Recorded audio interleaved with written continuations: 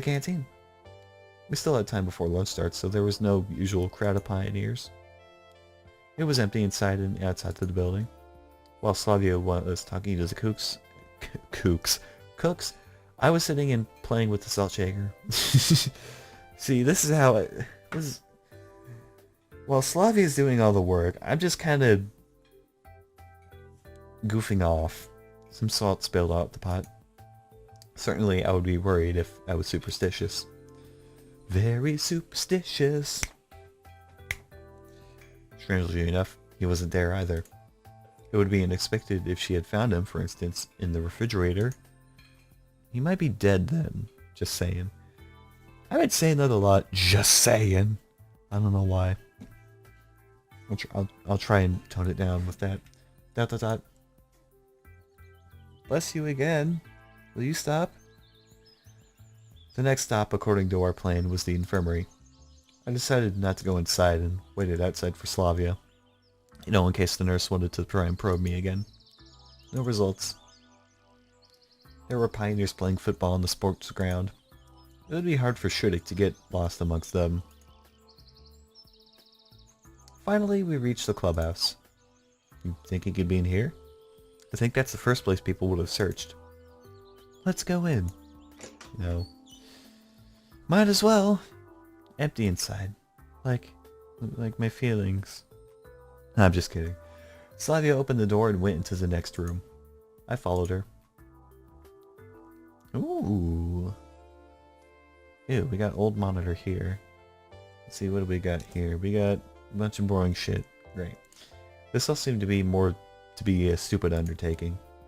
This was strange, especially because it was Slavia's idea. I mean, I understand responsibility and so on, but isn't it obvious that he isn't in the camp? After all, he isn't playing hide and seek with us, is he? He could be hiding there. Or there. Or in there. The drawer. Shudik, are you in there? No one here either. What did you expect? He'd be sitting in the closet? Well? Oh, great. Damn it, Senyon, stop being a fucking asshole. Pissing her off. Being a douche. Being a douche to Slavia, and that's bad. Bad boy. It seems like I've offended her. It's 2017, so she can take this to court. Of course, I don't know if it's like that in Russia. Sorry. But seriously. I understand. Sorry, there's something on my yard. I understand. But we have to check all possibilities. Okay, listen, what do you really think? About Shudik's disappearance? What if he went back in time like me?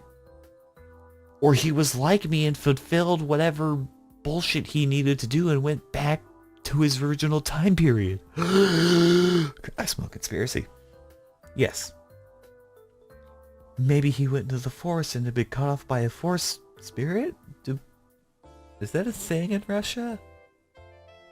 I don't know. She laughed at that. What a fabulous story. However, in this camp you never know. Yes, true that. But now isn't the time for jokes. Okay? Cheer up. We'll find him. Maximum effort. I hope so. Slavia smiled. Well, I still have some things to do. You can look for him on your own. Damn it. See you later. She left, but I was standing there for some time staring at the Cybernetics Club's closet. You know, just to be safe. We should probably look... ... However, I was so inspired by Slavia's action that I decided to continue searching somewhere else. Okay. Let's see, where's Lena? She's right there. Let's check the place closest to Lena. We go back to the cabin. It was obvious that Olga Michvena and her pioneers have already searched every nook and cranny of the camp. Warped the length and breadth of it. So it probably isn't worth looking for Shudik in the canteen or on the beach. Or in the Cybernetics Club. It was his second home. Or maybe even his first. My god. He makes the robots and have sex with them. Ew. Actually, Adam, a friend of mine was telling me that Japanese are actually making realistic, like very realistic sex dolls. I think they're robots. And they're even making them to look like Japanese high school girls, which I can totally see happening considering Japan. If you watch anime, or if you're an otaku like me, you know what I'm talking about. Thus, it might be worth looking around the surrounding forest. I didn't plan to go far into the forest, otherwise it might be me who they'll be searching for tomorrow. Or maybe Lena. We'll finally get to be together. We'll finally get to consummate our love. If she finds me, of course. I didn't really visit the countryside often. I just stayed in a country house every summer during my childhood. But that one was very close to the city. But in this camp, it was possible to find everything I hadn't seen for so long. Overwhelming vegetation, singing birds, and fresh air. That fresh air.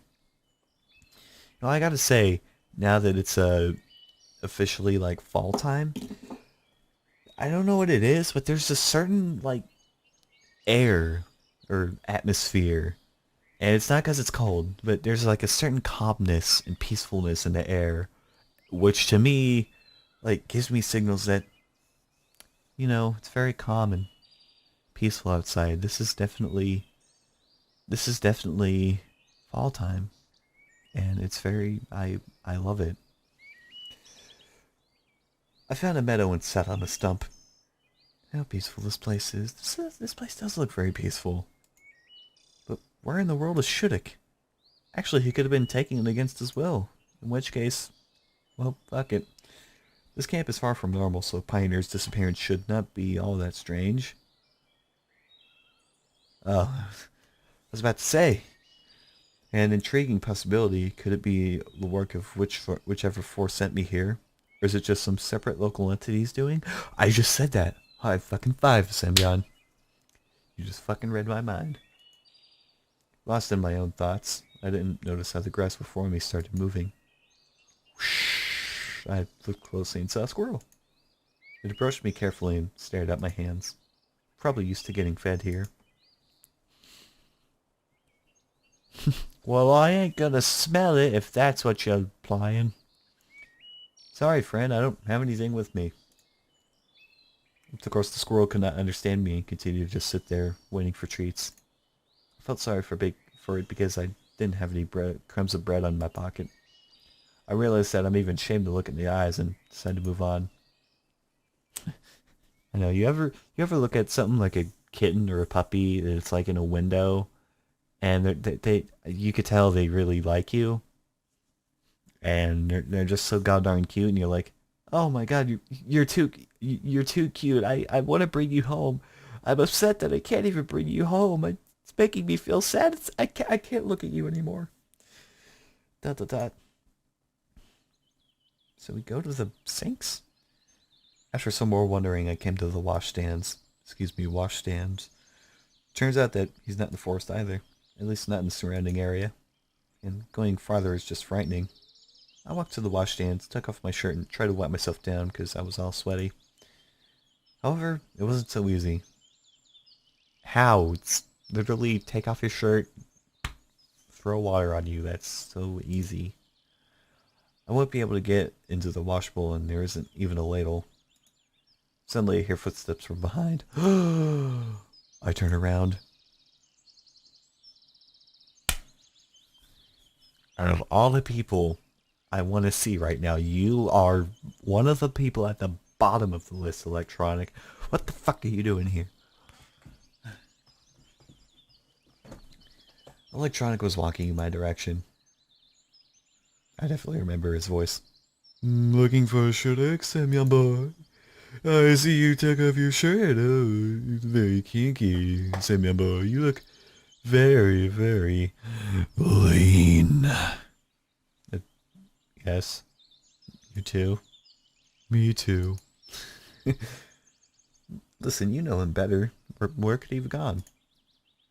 I don't have a clue, Sam, my boy. I don't even like him. I have eyes for you. He answered sadly. Well, I just don't understand why everyone has made such a fuss. During the night, he wasn't in the cabin with you? Then he can't have been out for too long. Maybe he went for a walk and died. You don't know Sherlock like I do, Simmy boy. I know him inside and out, if you know what I mean, said Electronic excitedly. He is fantastically dedicated to his work. He is a fanatically dedicated to his work. Okay. His life consists of robotics and cybernetics. People like him are one in a million. No, in a billion. His talent is boundless. I look up to him. He is a man of steel. Sherlock boy. No, simply triumphant. At that moment, he looked like Hitler making a speech in front of a crowd of thousands. God. I know a lot of people are going to make a Hail Hitler joke, and I swear to God if you do, I just don't even know. Even his gestures matched. Okay. So what? So what? You don't understand, do you? No. He spends all of it, you see? All of his free time in our club. Oh! So disappearing just like that is unusual for him? Of course! The end of the world as we know of it. Seems like Electronic calmed down. Okay. He looked at me intently. Are you going to wash? Not really, now that you're here. Just rinse off a little. It is hot. Me too. I don't want to see you naked, please. Please, whatever you do, don't take off anything. Wait until I'm gone. He looked around. I wish there was a bucket or a ladle.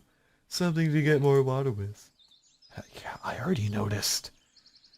Then let's... What? He walked behind washstands and pulled out one of the traps. To my surprise, it ended... and its end up... Wait. To my surprise, its end turned up, and rather than pouring into the washbowl, the water splashed up to almost 90 degrees. You can manage to watch yourself that way. Oh my god. Okay. Okay, you know, we need some fan service for ladies at some point. Here you go. And of course, if you're a lesbian, all the other moments of fan service are for you. Or if you're gay and you're into this.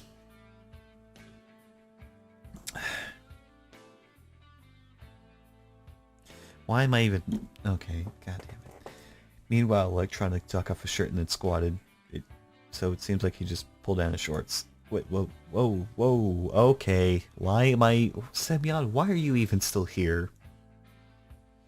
I couldn't really tell because the washstand he was behind concealed him up to his waist. Thank God. I don't have to see any penis. He directed the stream toward himself and started to sing something quietly. Okay. I really want to leave now. Semyon, can you go look for Sherlock again? It'd be better spent than watching Electronic take a shower. Let's clean my chimney sweep. I stood astonished, not knowing what to do. Apparently, Semyon's never seen another naked man. He seemed to notice it. I'll wash myself and then let you use it. Unless you want to take it together and maybe save some water, Semyon boy. Gosh, I got such a massive chill. And I think my penis shrank too. Well, you know, I just remembered I have something to go do. Gotta go. Out of all the eccentricities of Electronic, the moment I just saw was the weirdest one. Hey, what's up with you? We're all chatter on such a hot day like this is the best thing ever. No, that won't do. This is already too much for me. I don't want to... I don't want any more. And anyway, I have to go. I have to go look for Sherlock, like you just said. I'm gonna go do that. I put on my shirt quickly and ran back into the forest. I wonder what's gotten to him. Well, he's probably gay, if I'm gonna be honest. ... I went for lunch with mixed feelings, with a sense of accomplishment, and with the realization of time wasted. Ugh. I'm gonna need some fucking bleach for my eye. The canteen was crowded. I couldn't stay unnoticed. Olga and Mitrovina called me. How the fuck did you get here? Electronic? Holy shit. I just left you taking your shower and you're here. Semyon, come with us. Excuse me. The camp leader, Slavia, and Electronic were sitting at the 4-seat table. I nodded and went to get my food. This time I had to spend several minutes in the queue. Today's menu didn't really differ from the other day's menu. The dishes looked the same at least. When I sat at the table and wished bon appetit to everyone, Itadakimasu, Olga Dmitrovna said, So, what are you thinking? About what? We searched for Shudik all around. It's noon and he's nowhere to be found. Maybe he was eaten by a bear, okay? Let's play the ignorance card and say bears are all around Russia. They eat people all the time. It happens. Whoop-de-doo. I took it... Okay, just to clarify. I know that's not true. Just saying. There I go again. I took a note of the rhyme, but didn't want to point it out. We looked all over the camp. I went all around the neighboring forest. So that was my mistake. I went to the forest and okay. I'll try to remember that next time I do another playthrough of this. Olga Dmitrovna looked at me. And I helped. We must call the police. Maybe we should wait until the evening? I asked lazily. Maybe he went home? That can't be. Shudik lives thousands of miles away. By train? The nearest station, she paused, is far off. Now it was getting interesting. Now the plot thickens. Every time the conversation reached a point concerning ways I should leave Sovyanak, all the camp inhabitants start changing the subject. So how far is far, per se? Really far. The camp leader looked at me, indicating with her expression that asking more questions was not advised. So, how should we go deeper into the forest? Maybe he got lost. Shudik always takes a... Oh, whoops. Shudik always takes a compass, chimed in Electronic.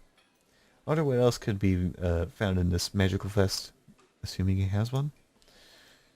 If I were to get lost in the forest, a compass would be of no real use. Police! We should call the police in the evening. Not right now, at least. So you'll do it later, is what I'm getting at. They were all silent. We should be able to find out before evening. We still have time. I still have 2 more places to go to. It's all good. Detective Sharkey on the case. If you know, I'm a private eye. If he's actually... whoops. If he actually got lost, we have no time to lose. We cannot be sure. Then where is he? Where? I'm sorry, both of their voices are very similar. I couldn't think of anything else. I'm very limited, okay? Fun fact, my voice is actually lost. So it's hard for me to speak. And it's extremely hard for me to yell. I can do it, but afterwards I'm going to be like...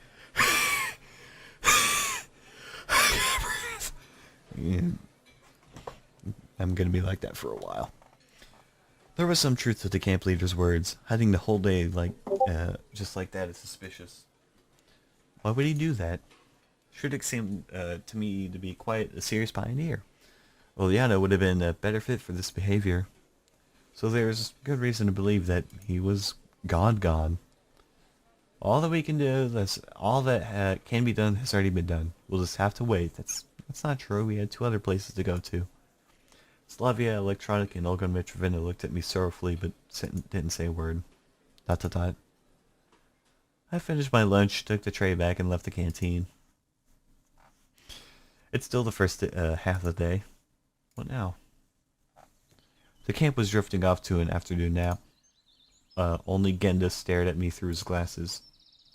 Of course, he was staring somewhere else, but I had the feeling he was constantly watching me.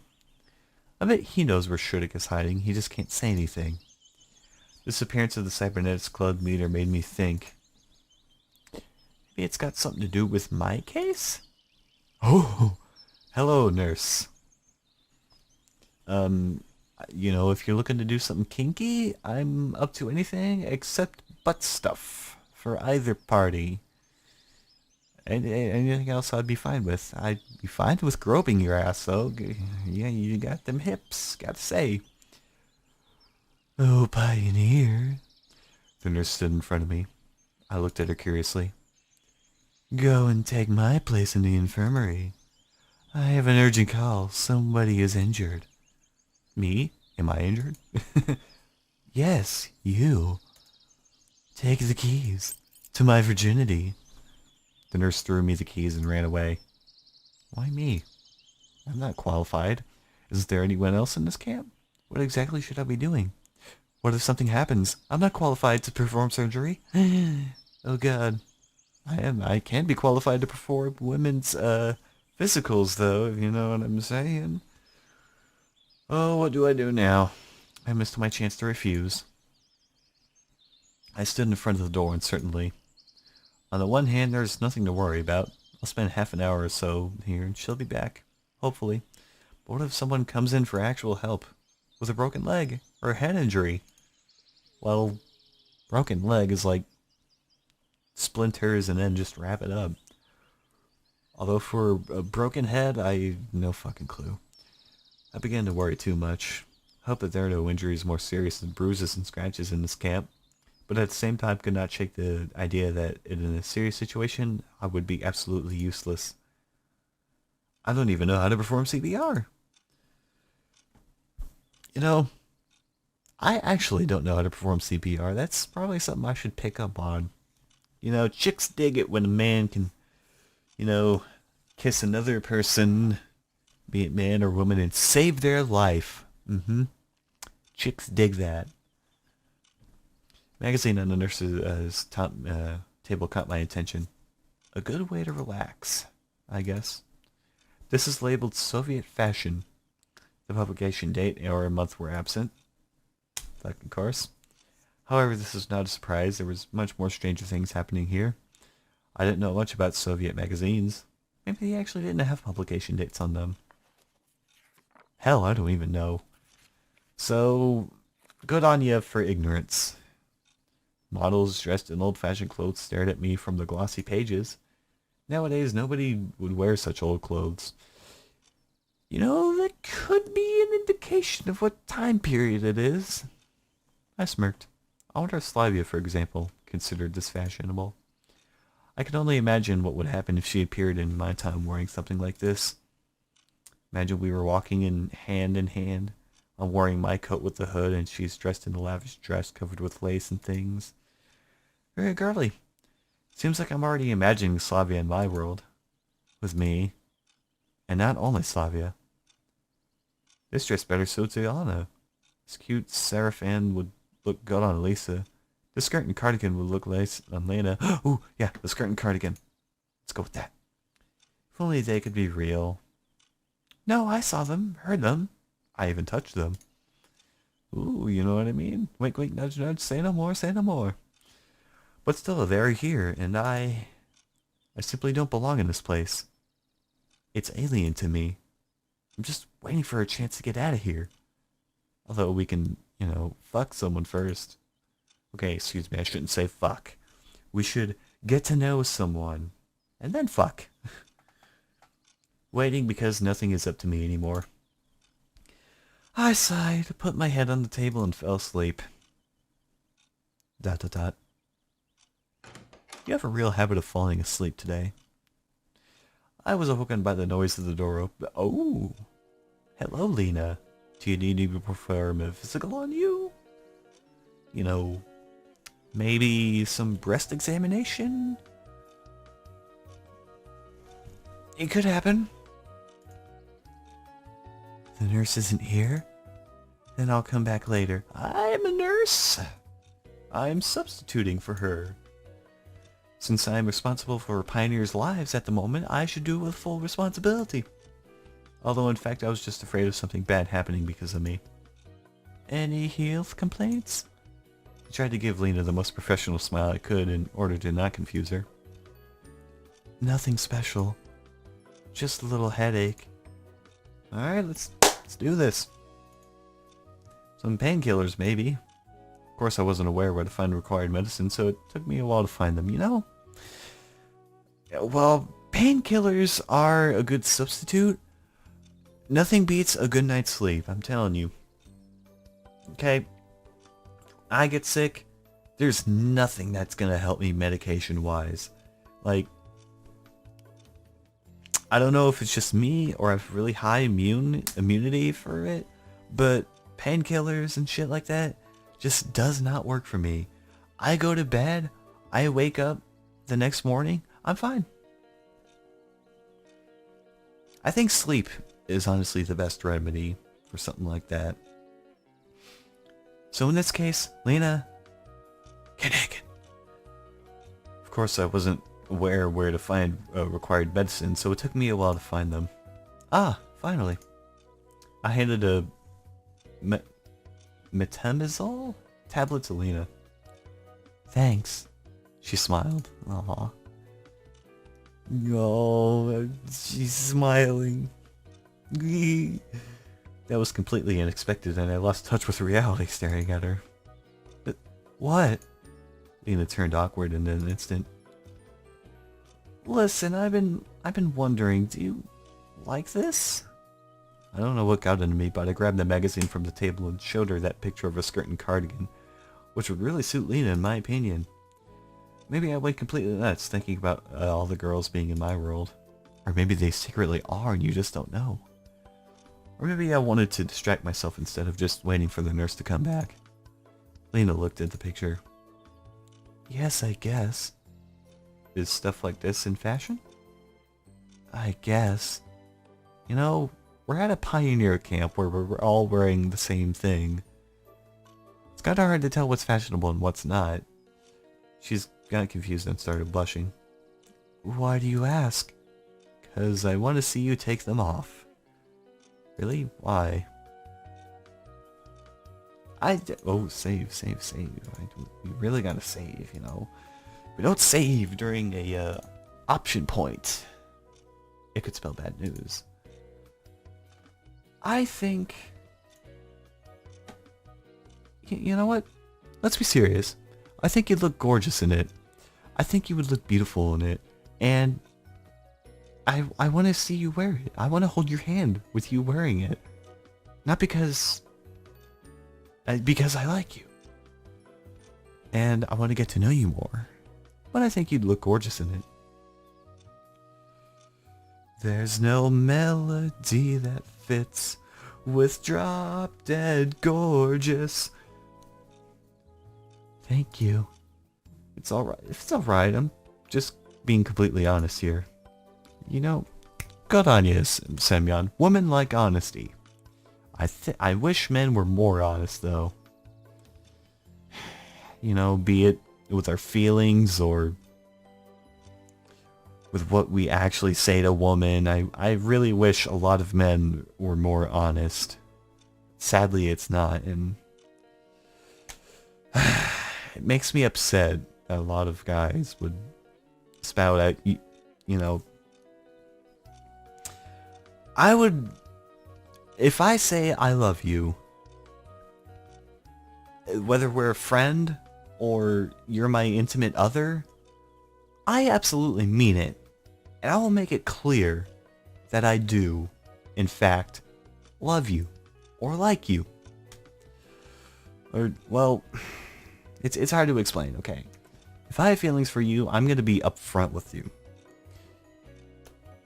I'm not going to, you know, eventually, well, if things don't work out between us, they just don't work out between us. But I am not going to be one of those people who says I love you and then goes against you, turn my back on you, and go with someone else. That's honestly the lowest thing a guy and girl can do. And if you do that, you do not deserve any forgiveness, in my opinion. You know, it just sucks, and it fucking boggles my mind. I've seen it a lot in high school where a girl, a friend of mine, friends of mine, even, will get cheated on by their boyfriend. Break up with them, forgive them, and then get back together. And I'm like, what the fuck? This is unforgivable. You should be crunching his balls right now, telling him to get on his knees and apologize. But no, you forgave that cunt because you felt sorry. And you said, oh, it's a guy thing. I'm sure he's sorry. Fuck no, he's gonna do it again. I'll fucking bet you. God, it just really pisses me off when girls do that. I'm sorry. If you were a friend of mine, you know who you are. And I really wanted to help you. I really do, but you do shit like that, and I can't help you then. I really can't. You know?